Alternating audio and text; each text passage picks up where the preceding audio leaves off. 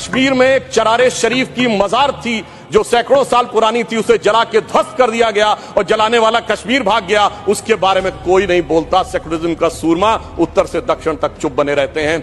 हमारे दिल में उसके लिए अभी तक हिंदू मुस्लिम के लिए हमारे ऊपर आरोप लगाते हो, ये शिया सुन्नी के बीच में जो होता था वो भी शांतिपूर्वक हमारे दौर में हुआ। कश्मीर हो या देश का कोई और हिस्सा हो। बहुत बताया जाता है कि जम्मू कश्मीर सूफी का बहुत बड़ा सेंटर था। मैं पूछना चाहता हूं कि विगत 30 वर्षों से सूफीज्म के 4 बड़े सिलसिले हैं, नक्शबंदी, सोहरावर्दी, चिश्ती और कादरी। एक का भी कोई मरकज बचा हो तो बता दीजिए। कि मुस्लिम समाज के लिए सबसे मुकद्दस मस्जिद हजरत बल पे नवंबर 1993 में आतंकवादियों ने कब्जा कर लिया था। ये वो भी दौर था, मगर इसके बावजूद किसी को उस दौर में खराबी नजर नहीं आती थी। जिस समय आतंकवाद शुरू हुआ था, जस्टिस नीलकंठ गंजू की हत्या उस समय हुई जब श्री राजीव गांधी जी के नेतृत्व में भारत के इतिहास की सबसे मजबूत सरकार थी। वो तो लोगों को याद होगा। मुझे याद है मान्यवर, बचपन में बहुत से लोगों को नहीं याद होगा। वर्ल्ड कप 1983 का जीतने के बाद इंडिया का पहला वनडे इंटरनेशनल कहां हुआ था? 13 अक्टूबर 1983 को श्रीनगर में, भारत और वेस्ट इंडीज के बीच में। और वहां पर भारतीय टीम के खिलाफ नारे, चलिए वो तो अलग है, पाकिस्तान जिंदाबाद के नारे, भारतीय टीम के लोगों के ऊपर चीजें फेंकी गई, पिच खोद दी गई। उस समय तो सर्वकालीन शक्तिशाली प्रधानमंत्री जिन्हें विपक्ष मानता है, श्रीमती इंदिरा गांधी जी का शासन। उत्तर से दक्षिण तक सारे राज्यों के नाम बदल गए। एक ही राज्य है जिसका प्राचीन काल में जो नाम था नीलमत पुराण में यदि कश्मीर था तो आज भी कश्मीर है। पहली बार 30 साल के बाद 27 जुलाई को शियाओं का मुहर्रम का जुलूस भी शांतिपूर्ण ढंग से और पूरे अकीदत के साथ चला। और 30 साल के बाद सिनेमा हॉल खुले। यह सत्य है कि कश्मीरी पंडितों का जेनोसाइड और नरसंहार हुआ था। ये एक दौर था जब उस नरसंहार के आरोपी और समर्थक दिल्ली में आते थे तो रेड कार्पेट वेलकम के साथ आते थे। जलवाए जलाल से दिल्ली की सरजमी पर जलवा अफरोज होते। आज भी वो आते हैं, मगर ईडी के सम्मन पे आते हैं, एनआईए की पेशी में आते हैं। ये अंतर आया है हमारी सरकार और उस सरकार के दौर में। महोदय, मैं एक बात याद दिलाना चाहता हूं। मैं लखनऊ का रहने वाला हूं। वहां भी मैंने बचपन में हिंदू मुस्लिम कॉन्फ्लिक्ट नहीं सुना था, शिया सुन्नी कॉन्फ्लिक्ट सुने थे। इनकी सरकार के समय में शियाओं का जुलूस, मदे साहबा का जुलूस रोक दिया गया था। 22 साल तक रुका रहा। जब हमारी सरकार आई उसके बाद वहां पर शियाओं का मदे साहबा का जुलूस निकलने की स्थिति आई। मैं पूछना चाहता हूं भाई, हिंदू मुस्लिम के लिए हमारे ऊपर आरोप लगाते हो, ये शिया सुन्नी के बीच में जो होता था वो भी शांतिपूर्वक हमारे दौर में हुआ। कश्मीर हो या देश का कोई और हिस्सा हो, यह दर्शाता है कि हमारी सरकार सभी समुदायों को समान रूप से उन्नति का अवसर देती है। और 30 साल के बाद सिनेमा हॉल खुले। आज जब सब कुछ शांतिपूर्ण और सही ढंग से चल रहा है तब यह समस्याएं नजर आती हैं कि आज दुनिया का सबसे ऊंचा पुल जो 1315 मीटर का है वो आज चिनाब नदी के तट के ऊपर बना हुआ है। यह दर्शाता है कि कश्मीर किस नई ऊंचाई की तरफ जा रहा है।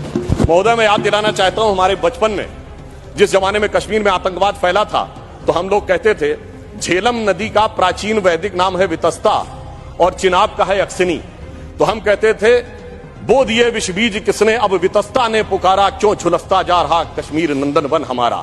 आज मोदी जी की सरकार आने के बाद हम कह सकते हैं, पर आज दुनिया का सबसे ऊंचा पुल अक्सिनी पर हमारा जो उभरता जा रहा, जो निखरता जा रहा कश्मीर नंदन वन हमारा। अब मैं एक और भी बात यह कहना चाहता हूं कि 21 हाइड्रो पावर प्रोजेक्ट्स भी चल रहे हैं। G20 जिस शानदार तरीके से हुआ वो हम सब ने देखा। परंतु यहां मैं एक बात कहना चाहूंगा कि यह विषय इतना आसान नहीं था जितना समझा जाता है। जिस समय आतंकवाद शुरू हुआ था, जस्टिस नीलकंठ गंजू की हत्या उस समय हुई जब श्री राजीव गांधी जी के नेतृत्व में भारत के इतिहास की सबसे मजबूत सरकार थी। वो तो लोगों को याद होगा। परंतु उसके बाद ऐसा दौर भी आया कि वो सब लोग आरोप से छूट गए। कल माननीय गृह मंत्री जी ने जब लोकसभा में कहा था, कुछ गलतियों के बारे में कहा था, तो वहां पर नेता प्रतिपक्ष ने कहा था कि साहब गलतियां अगर हैं तो इस बारे में चर्चा कर ली जाए। तो मैं सिर्फ यह बताना चाहता हूं कि अगर गलतियों की बात होगी तो बहुत सी ऐसी गलतियां हैं जिन्हें विशेष रूप से ध्यान रखने की आज आवश्यकता है। मैं सिर्फ 1-2-3 तथ्य लोगों के सामने रखना चाहता हूं। जब स्वतंत्रता के उपरांत रियासतों के विलय का महकमा सरदार पटेल के पास था तो केवल कश्मीर नेहरू जी ने अपने पास क्यों रखा था?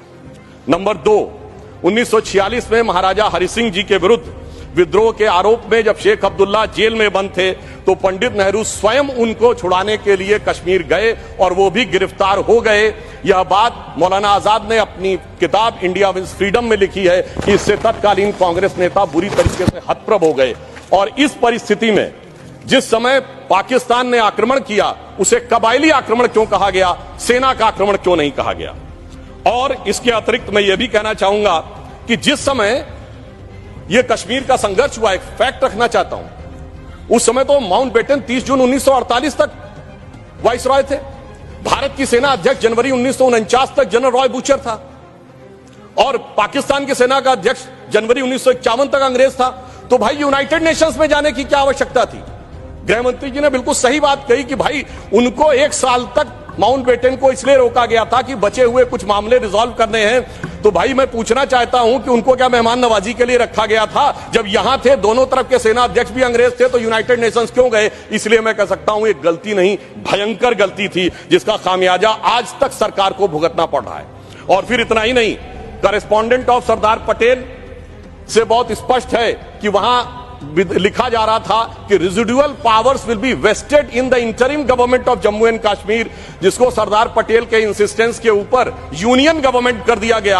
अगर रेजिडुअल पावर्स उनके पास वेस्टेड होती तो आप समझ सकते हैं कि आज कितनी बड़ी चुनौती का सामना करना पड़ता। और ये correspondence of Sardar Patel 1945 to 50 के खंड 1 में जो वी शंकर उनके सेक्रेटरी थे, उन्होंने इस बात को लिखा है। अब मैं एक बात और ध्यान देना चाहता हूं कि प्रथम लोकसभा में कश्मीरी पुनर्वास के कैबिनेट मंत्री अजीत प्रसाद जैन जी ने अपनी किताब कश्मीर व्हाट रियली हैपेंड में लिखा है कि the draft was approved by Sheikh and his colleagues and then passed by the Congress party. ये मैं नहीं कह रहा हूं, उनकी सरकार के कैबिनेट मिनिस्टर कह रहे थे। और इसमें अंत में एक और व्यक्ति का उद्धृत करना चाहता हूं जो भारत के मुख्य न्यायाधीश रहे, जस्टिस मेहरचंद महाजन, जो कि उस समय कश्मीर रियासत के प्रधानमंत्री थे। उन्होंने आकर कहा कि 24 अक्टूबर 1947 को वो पत्र लेकर आ गए थे, परंतु उसके बावजूद 2 दिन तक सिर्फ इसलिए मामला अटका रहा। ये मैं नहीं कह रहा हूं, जस्टिस महाजन ने अपनी किताब लुकिंग बैक में लिखा है, क्योंकि नेहरू जी की यह शर्त थी कि शेख अब्दुल्ला का पहले स्थान तय हो जाए नई सत्ता में, इसके उपरांत ही कश्मीर के विलय का प्रस्ताव होगा। वो सारी बातें आपको पता हो गई कि जब समय उन्होंने कहा था कि हम जाकर कराची चले जाएंगे यदि हिंदुओं की रक्षा की गारंटी श्रीनगर में फंसे हुए लोगों के लिए जाए। इसलिए मैं कहना चाहता हूं इसके लिए एक दिन नहीं, एक सत्र भी कमजोर पड़ जाएगा। और आज अगर आप देखें कि अंतर देखिए, एक उधर का कश्मीर और एक इधर का कश्मीर। एक इधर का कश्मीर है जहां पर टेक्नोलॉजी में, जहां पर की कल्चर में उन्नति हो रही है, जहां विकास हो रहा है, G20 किया जा रहा है। और एक उधर का कश्मीर है, यहां हमारा सबसे ऊंचा पुल है और वहां बड़े बड़े आतंकवादी संगठनों के साथ उधर के कश्मीर के लोग बैठे हुए हैं। इसलिए मैं ये भी कहना चाहता हूं कि इन 75 वर्षों के बाद जो कुछ भी बदलाव आया है वो इस सीमा तक आया है कि मैं सिर्फ ये कहना चाहूंगा कि जो मोदी जी ने हिम्मत दिखाई उसकी वजह से आज ये बदलाव आया। जिसे एक पंक्ति में कहना चाहूंगा कि दर्द की रात गई, गम के जमाने भी गए और मोदी जी की हिम्मत से कई दाग पुराने भी गए।